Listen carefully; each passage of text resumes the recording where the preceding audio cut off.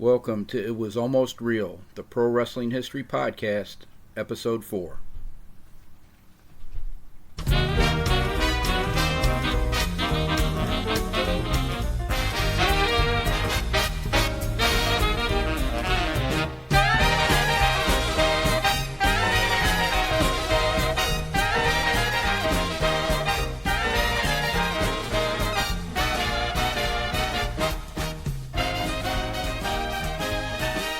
Hello and welcome to this episode of It Was Almost Real, the Pro Wrestling History Podcast. My name is Ken Zimmerman Jr., and this is the podcast dedicated to the history of professional wrestling between 1870 and 1920, although we sometimes stretch into the 1930s. And in this episode, I will be talking about the biggest double cross in pro wrestling history. But first, my update for this week is after having COVID for 2 weeks, my breathing has finally returned to normal. So it's back to researching the American Heavyweight Wrestling Championship. Oy vey. This project has proven to be as frustrating as I thought it would be when I first took it on. And I already discussed a couple weeks ago the issues about it not being a linear history. Well, one of the other things I've discovered as I've gone through over the ensuing weeks is I'm about through the first 17 years of the championship, and I've found less than a dozen title defenses.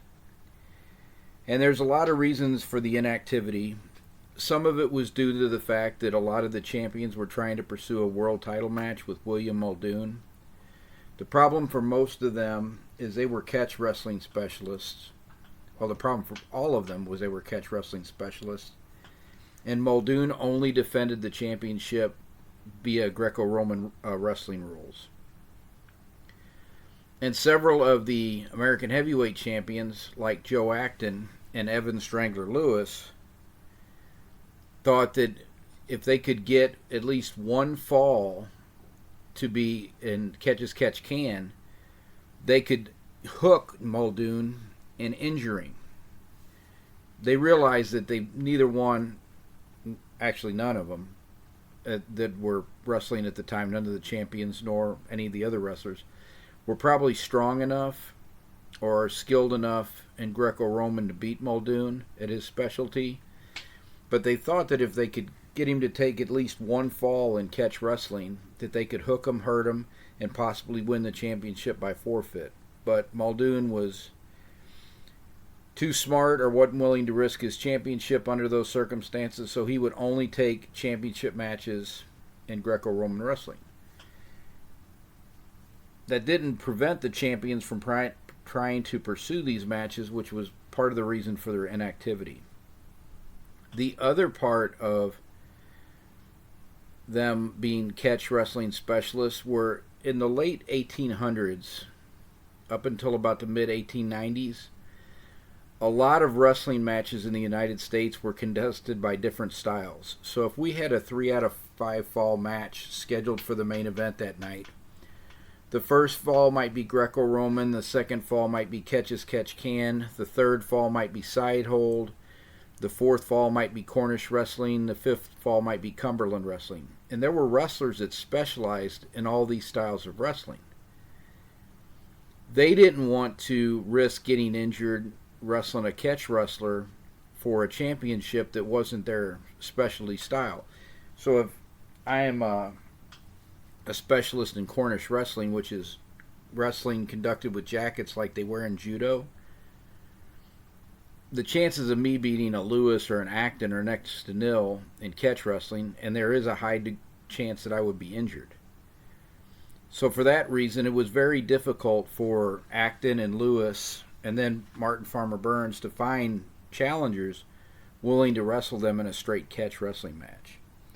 And then, of course, the last one was the fact that Lewis, who held the champion longer than anybody else, his title reign lasted from 1887 to 1895. He caught typhoid pneumonia 3 times, and it almost killed him the second time. So for all of those reasons, the first 20 years almost of the championship are pretty inactive. I do know that it does become a very active championship in the early 1900s when Dan McLeod, Tom Jenkins, and Frank Gotch are all wrestling for the championship. And despite the fact that there was a lot of inactivity, leave it to guys like Evan Lewis to have some memorable matches when they were defending the championship. There's an interesting match I found between him and Tom Cannon that would be an entertaining match today just because of all of the controversy and everything surrounding it. But if I can keep my sanity, I will finish this project. If it wasn't such an important championship in pro wrestling history, I would probably just drop the project and move on to something else because I've got another couple areas that I've wanted to research for a while. And I've discovered some other people I'd like to look into doing this research project. But this is the first American-based heavyweight wrestling championship. And I really do think that a definitive history needs to be done on it. So I'm going to stick with it even if it gives me more gray hair and frustrates everyone involved with it. So with that update, let's jump into this week's show. So when I first started blogging back in 2013, I originally did it to capture the family history for my mom and my Aunt Willa on my natural father's side. But I had always wanted to write history, so I also started writing St. Louis history and combat sports history at the same time. And one of the first matches that I researched in 2013, when I did start writing about pro wrestling on the blog, was a match where the 45-year-old Stanislaus Zbyszko double-crossed World Heavyweight Wrestling Champion Wayne Big Munn in Philadelphia, Pennsylvania. And I originally entitled I entitled the post Stanislaus Zbyszko in the Last Shoot Wrestling Match. I've had to since correct that post because most of the assumptions I had going into that match were wrong. I thought Stanislaus Zbyszko forever changed professional wrestling when he double-crossed Munn because Munn was a pure performer, as we've talked about in previous episodes. And I thought that once Zbyszko shot on Munn, that the promoters never entrusted a performer with the championship again until Ric Flair got the championship in the 1980s. Well, that was laughably incorrect. The whole purpose of professional wrestling is to make money, and greed makes promoters and managers do foolish things, and Big Wayne Munn would hardly be the last pure performer that they put a title on and then regretted it later on when a shooter or a hooker shot on him and legitimately beat them.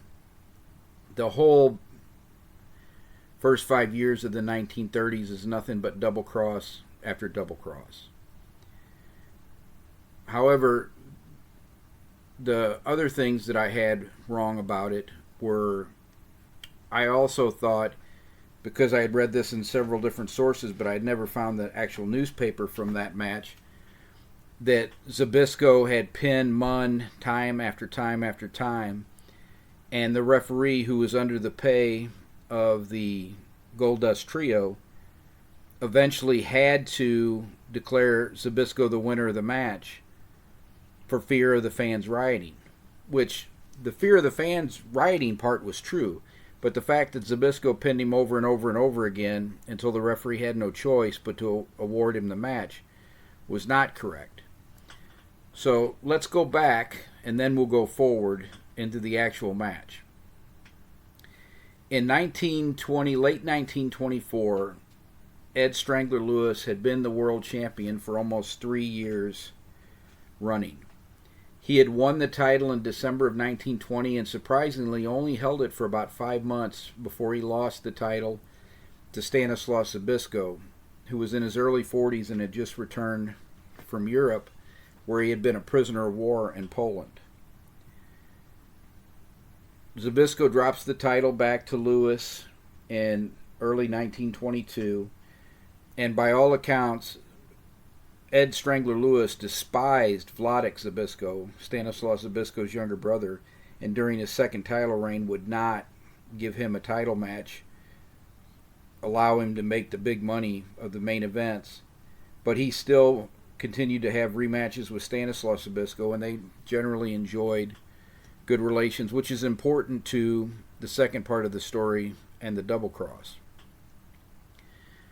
Lewis, after having held the title for almost 3 years, Billy Sandow, his manager, and Lewis, along with their promotional partner, Joseph Toots Mondt, thought that Lewis might be getting a little stale as champion. For those previous 3 years, they had made more money than any professional athlete in the United States, including Babe Ruth and Jack Dempsey. Jim Cornette often talks about on his podcast that promotional teams during the heyday of professional wrestling had a license to print money. And that was no more true of any combination, more so than the Goldust Trio. They dominated professional wrestling in the 1920s. Toots Mondt joined them around 1922 when Lewis had got the championship for the second time. And while Billy Sandow was the manager, Mondt was considered a promotional genius. He's the one that came up with angles and storylines and unique ways to drop the title, that created the package show. And they really dominated professional wrestling, but they also made a number of enemies. The first thing that they had done to make enemies was they started booking their wrestlers, including their champion, like a vaudeville circuit. So they would go into towns, and if you wanted Lewis to wrestle on your card, you had to take all of the Goldust Trio wrestlers that were on the card, and the Goldust Trio would get a percentage of the gate for booking. But I don't want to say this wrong.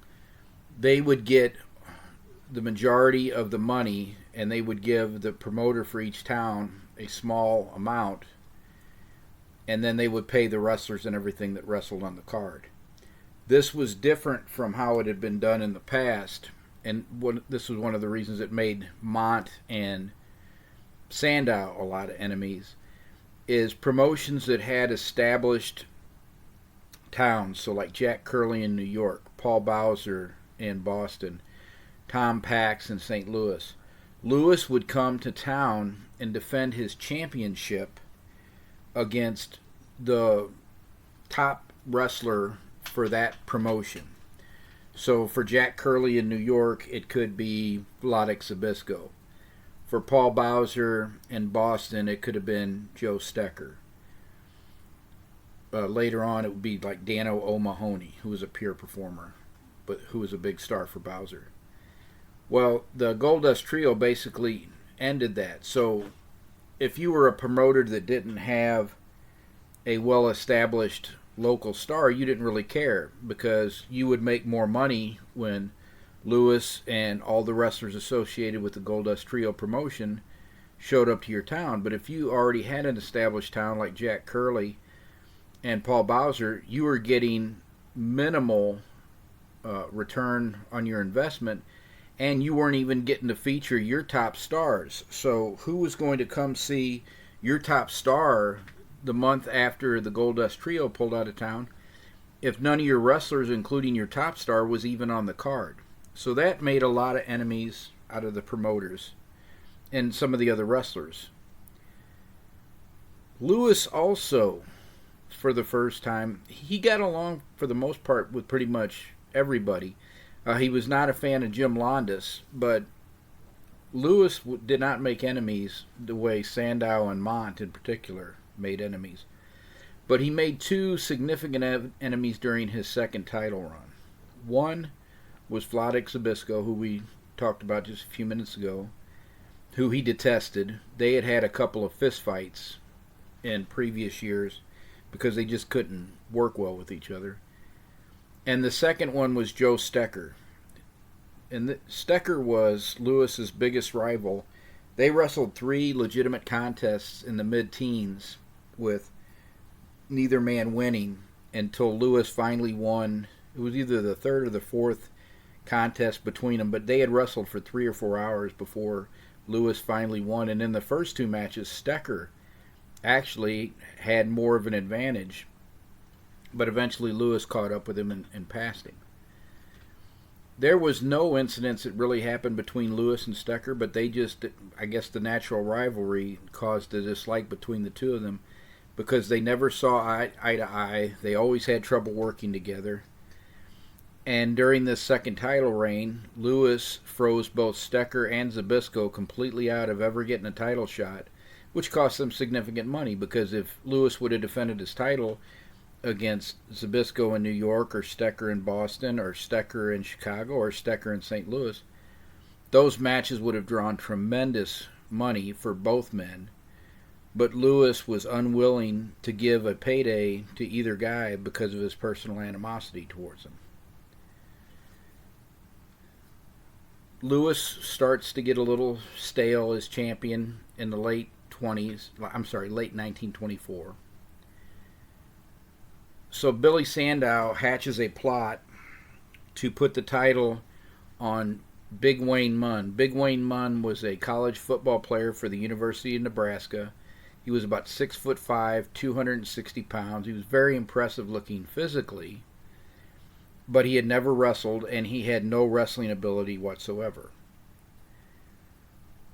Sandow sees big money potential in Munn, though, which he was right about. Munn routinely drew 10,000 fans in Kansas City, which was a big Goldust Trio town. So Sandow decides he's going to take 6 months to prepare Munn to be the guy that takes the championship from Lewis.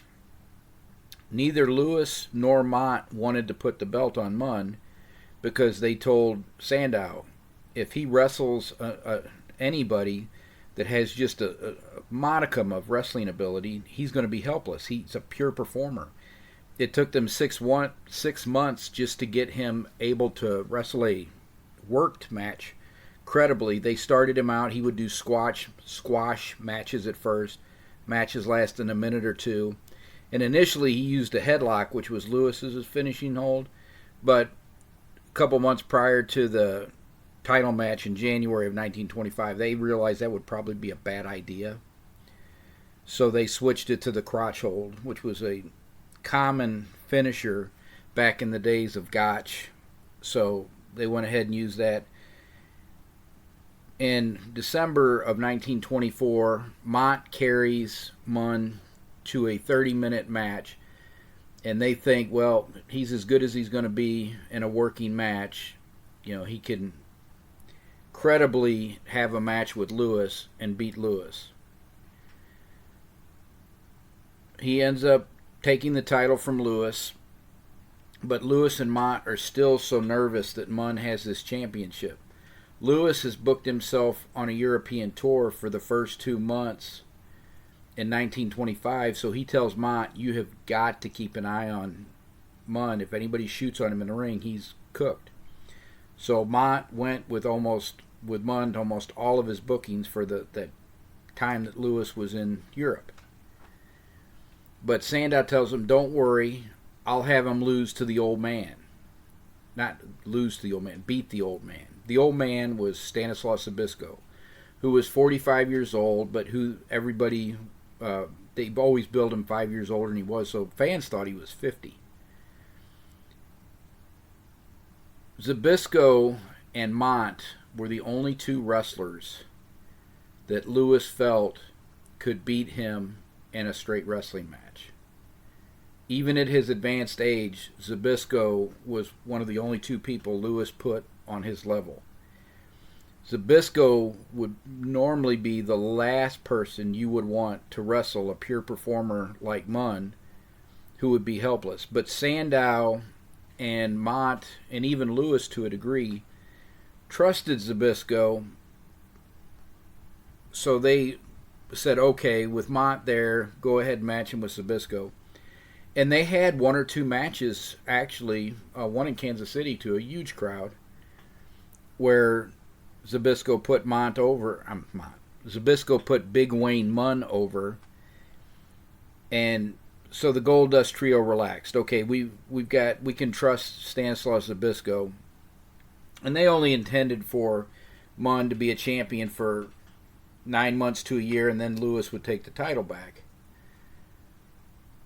So, seeing that they've had 2 good matches now with Zbyszko, Sandow goes ahead and books Zbyszko to wrestle Munn again for the championship, this time in Philadelphia in April of 1925. And they were so relaxed with Zbyszko at this point that Billy Sandow, Ed Strangler Lewis, who was back from Europe, nor Joseph Toots Mondt bothers to go to Philadelphia. Max Baumann, Billy Sandow's younger brother, was the agent for the card that night, so he would bring the wrestlers in, he would pay them, and he would collect all the box office receipts.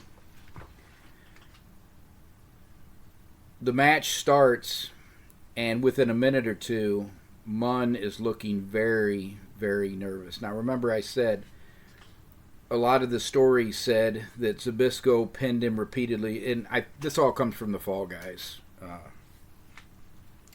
The Fall Guys write up about this match said that Zbyszko pinned him repeatedly, but that was not the case. Within a couple of minutes of the match, Munn gets a very concerned look on his face. The referee realizes something's up, and he doesn't really know what to do. And then Zbyszko, who very carefully keeps his feet back so Munn can't do a takedown of his own, gets a hold of Munn with his own crotch hold and dumps him for a pin for the first fall. Zbyszko does not leave the ring, which was customary then, during the 10-minute intermission, 10 to 20 minutes, depending on the match and the stipulation and everything. The wrestlers usually went to the back. Munn went to the back. Zbyszko stayed in the ring and did not leave. Max Baumann comes out and is seen talking to Zbyszko, but Zbyszko just sits in his corner and just shakes his head and refuses to look at Baumann.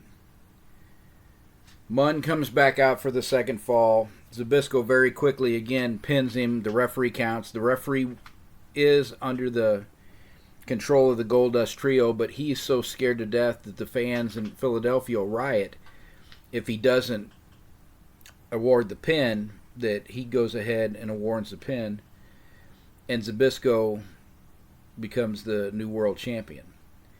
And the conspiracy is betrayed when, as soon as he wins the second fall, 15 Philadelphia police officers come out, surround Zbyszko, and take him back to the back. Because the conspirators, and so who we know that was involved in the conspiracy to double-cross the Goldust Trio? Jack Curley and Paul Bowser were the money guys. Joe Stecker and Tony Stecker approached Wladek Zbyszko about getting his brother to double-cross Munn and then drop the title to Stecker, which he would do in St. Louis the next month. The only questionable participant in this whole thing, and it's interesting because it's St. Louis and it's Tom Pax. People have always suspected Pax was involved, but they can't say for sure. But when Zbyszko dropped the title to Stecker, it was in St. Louis under the Tom Pax promotion. So he may or may not have been involved. But Zbyszko's, the Steckers, Jack Curley, and Paul Bowser were definitely all involved with this double cross. And this double cross really screws up wrestling for the next 3 years. So Stecker and Lewis both claim the championship. Lewis beats Munn. Stecker beats Zbyszko the following month. They both claim the world championship, and it just leads to a bunch of very bad years for pro wrestling from 1926 to 1928. The conspirators all start to fight amongst themselves, and Stecker barely defends the title because he's so scared of a double cross. Lewis just continues to act like he is the champion, and many people still recognize him as the champion, but the title is divided until 1928. Eventually Stecker and Lewis do wrestle each other, and then after that match, Mont, who was furious over Sandow putting the title on Munn in the first place, finally leaves the Goldust Trio. But he always said that he intended to leave as soon as Munn had been double-crossed, because he knew that Sandow was never going to listen to him and he didn't want to be caught like that ever again. Mont himself would be one of the great double-crossers in pro wrestling, and he was involved in most of the double-crosses of the early 1930s.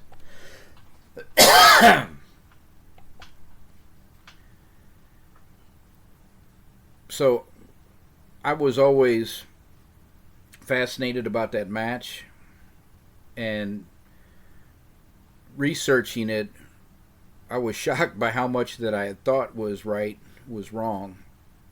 As I said, this would hardly be the first or last double cross of a performer. It did not fundamentally change the industry, but it did make a big star of Stanislaus Zbyszko, even though he should have been a big star on his own merits anyway.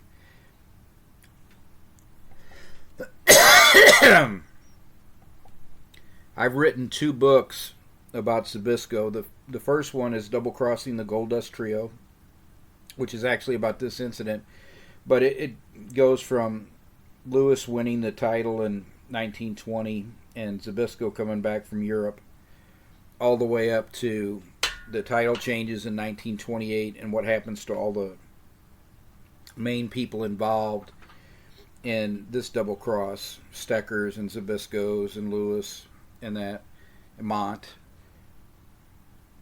That book covers that. The other book I wrote on Stanislaus Zbyszko was Gotch versus Zbyszko, which covers his first time in America from 1909 to 1914. So I've compiled a list of the 10 greatest legitimate professional wrestlers.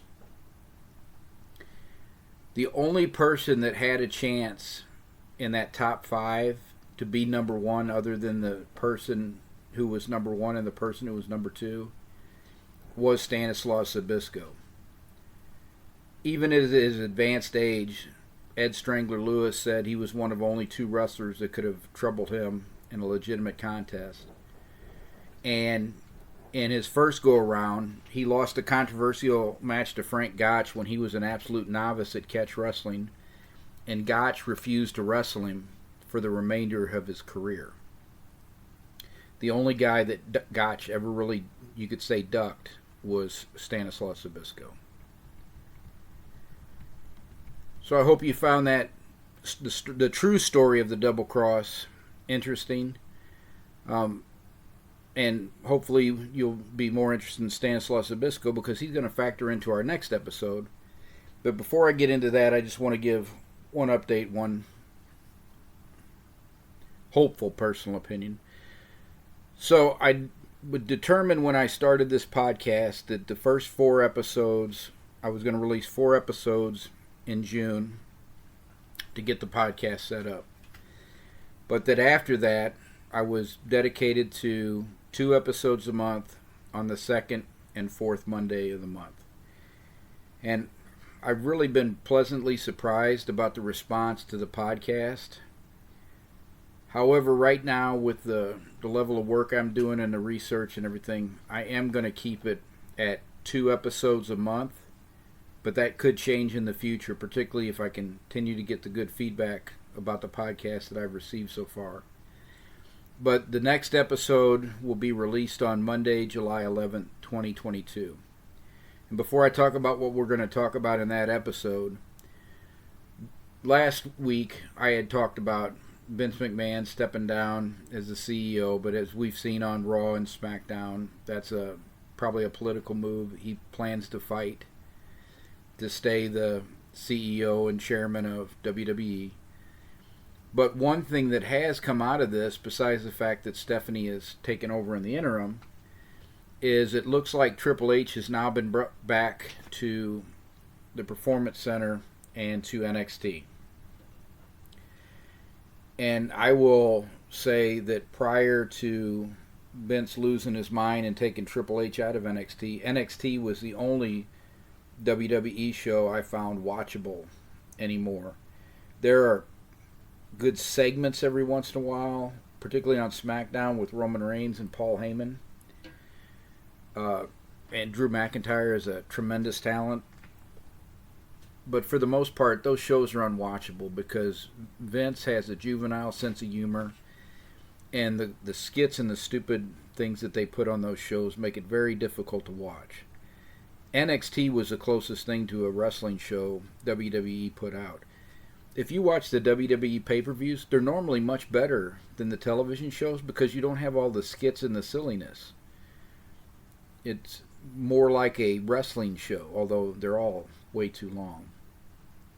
But NXT was the closest thing to a actual honest-to-goodness wrestling program, and they had their silly stuff. You know, in the modern day pro wrestling, I think that's fine. I just think that overall, it's people watch it because they come to watch wrestling, not sports entertainment, Vince. I hate to break it to you. You're the only person that thinks that. But it was the best show of the bunch. Now, I don't think it'll probably go back to what it was. It'll be a mixture of what Vince has wanted over the last few months and Triple H's vision. But I think that the product was much better under Triple H's leadership. And hopefully they can have a show that's worth watching. I probably haven't watched the last 4 or 5 episodes of NXT, even though there are wrestlers on there I'm interested, just because the show it's the silliness you'd expect from Vince. And one of the things, Kaylee Ray was a superstar in NXT UK, an excellent wrestler, and now she's Alba Fire, losing to green girls that are not even close to her skill level. So hopefully the show will start to make a little bit more sense than what it does now. So that was my editorial minute. Well, that was it for this episode of It Was Almost Real, the Pro Wrestling History Podcast. Next episode, I decided to talk about some of the crazy claims I've heard from fans and readers over the years.